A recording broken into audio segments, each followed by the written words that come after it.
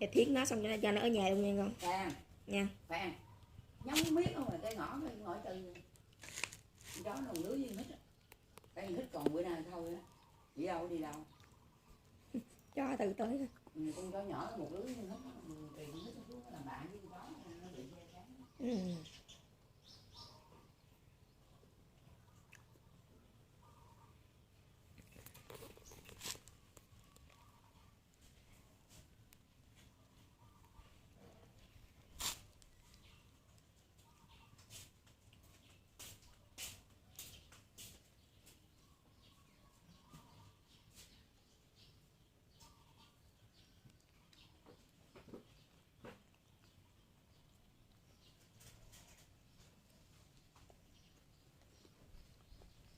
Lễ có đi chơi là không bị Có.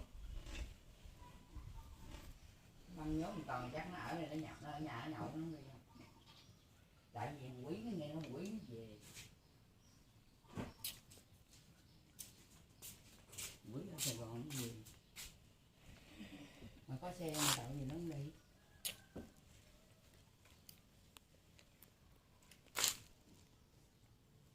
Người ta không ngủ không ăn.